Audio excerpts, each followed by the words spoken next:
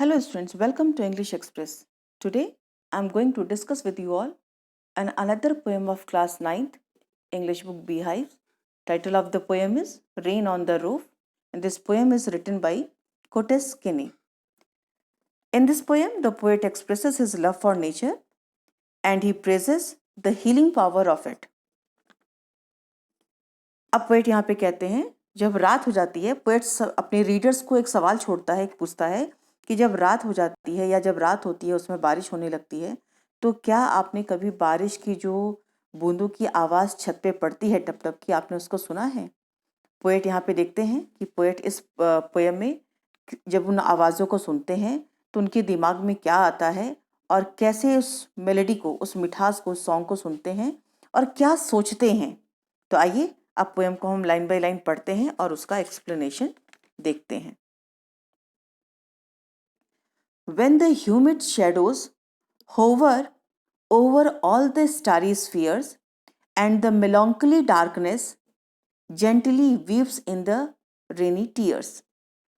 What a bliss to press the pillow of a cottage chamber bed and lie listening to the patter of the soft rain overhead.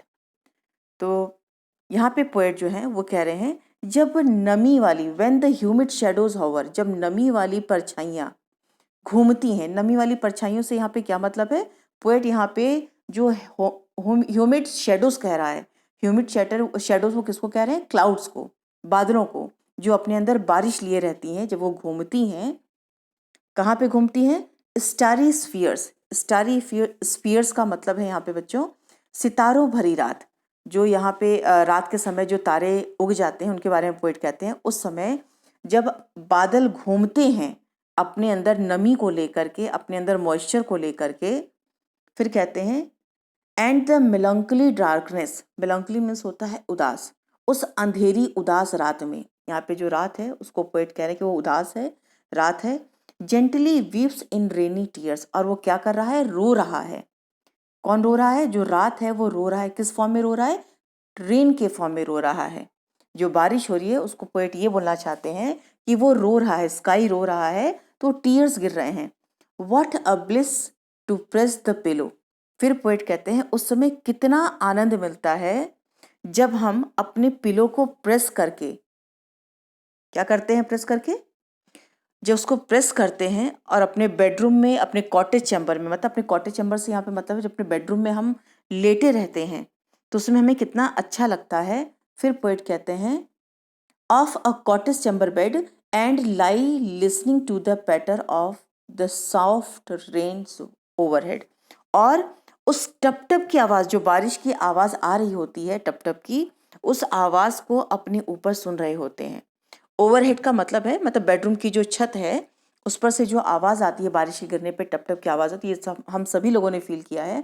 उसको जब हम सुनते हैं तो कितना सुंदर लगता है। यहाँ पे इस स्टेंजा में एक तरह से हम ये देख सकते हैं कि पोएट अपना जो रेन है, जो बारिश रात के समय, उस उदासी रात में पोएट अकेला है और आवाज़ को सुन रहा है बारिश को, और उसको कह रहा है कि उदासी वाली रात है। क्यों उदासी वाली रात है? क्योंकि अंधेरे में वो बारिश गिर रही है। अंधेरे में इंसान जब दुखी होता है तो एकांत में चला जाता है और आंसू गिराता है।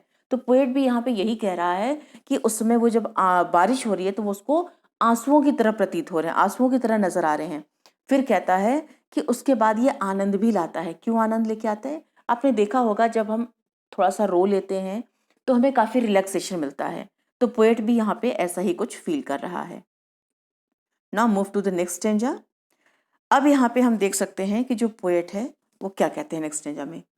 Every tinkle on the shingles. Tinkle means होता है जो हल्की हल्की आवाज़ आती है बारिश की, टप टप की जो हल्की आवाज़ आती है, जिसे कहते हैं शॉर्ट लाइट रिंगिंग साउंड जो होती है, बेल बजने की आवाज़ होती है उसको।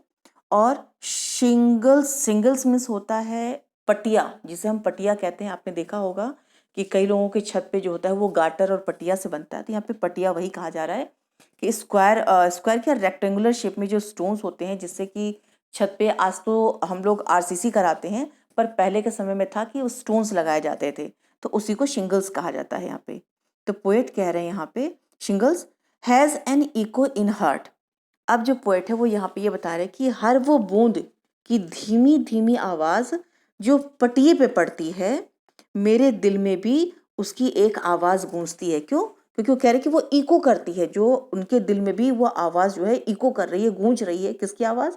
जो बारिश की आवाज़ उसके ऊपर पड़ रही है।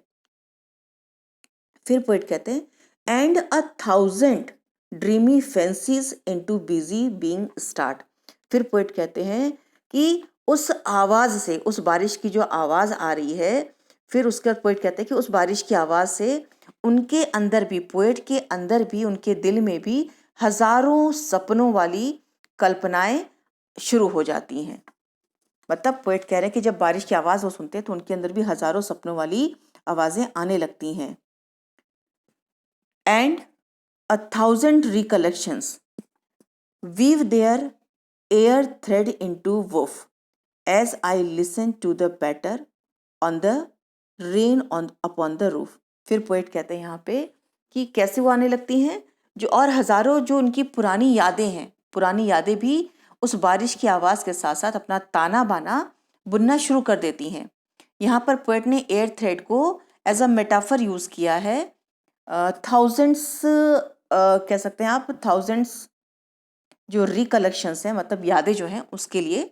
फिर पोएट कहते हैं कि जैसे धागों को वीव करने से, धागों को बुनने से कपड़ा बन जाता है, उसी तरह से रेन की आवाज़ मेरे अंदर अतीत की यादों को, मतलब जो पुरानी यादें, उनका एक चित्र बना रही है, एक आकार ले रही है। फिर जब वो as I listen to the patter on the rain on the roof, और जब वो ये सब ताना बाना कब बन रहा है उनके हृदय में, उनके दिल में, जब वो बारिश की आवाज़ों को सुनते हैं, बारिश की टप टप की आवाज़ों को सुनते हैं अपने छत पे से। Now move to the next stanza, that is the last stanza.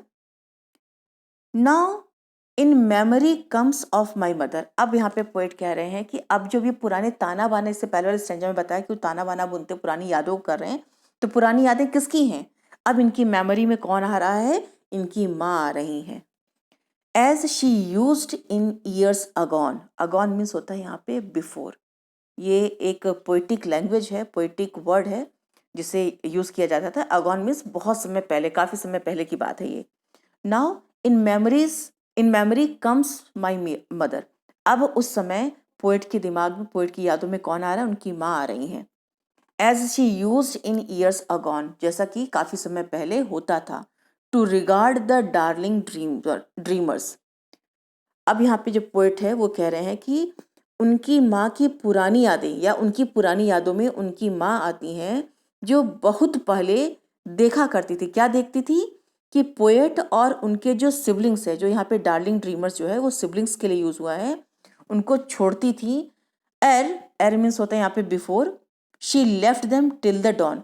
जब पोएट को और पोएट के सिबलिंग्स को उनकी माँ रूम में सुला करके भोर तक के लिए चली जाती थी, मतलब वो जब खुद सोने चली जाती थी, तब का समय पोएट जो है वो याद कर रहे हैं और कहते हैं O I feel her fond look on me. फिर पोएट कहते हैं मुझे आज भी अपनी माँ की वो नज़र याद आती है जो मुझे प्यार से देखा करती थी। As I list means hear listen to this refrain. अब फिर यहाँ पे पोएट कह रहे हैं कि जैसे मैं आज बारिश की आवाज़ को दोबारा सुनना, और रिफ्रेन मीन्स होता है किसी भी आवाज़ को बार बार सुनना, तो कह रहे हैं पोएट कि मैं यहाँ पे बारिश की आवाज़ को एज अ रिपीट हो रहा है, जो सुन रहा हूँ, which is played upon the shingles by the patter of the rain. मतलब जो मेरे छत पे जो बारिश की आवाज़, जो बारिश गिर रही है, जो रेन के ड्रॉप्स गिर रहे हैं, उससे आवाज़ जो क्रिएट हो रही है टप टप की, जब मैं उसको सुन रहा हूँ तो मेरी माँ की याद मुझे ताज़ा हो जा रही है, जो कि मुझे रात को सुला करके सुबह तक के लिए छोड़ करके जाती थी खुद स्वयं सोने के लिए। तो यहाँ पे इस समय पोएट जो है, अब पोएट की माँ जो है वो नहीं है, वो इस दुनिया को छोड़ के जा चुकी हैं और पोएट उनको याद कर रहे हैं। तो बच्चों, ये आपकी पोएम यहाँ पे फिनिश होती है। अगर आपको ये वीडियो पसंद आया, समझ में आया, तो प्लीज़ मेरे चैनल को लाइक, शेयर और सब्सक्राइब ज़रूर करें।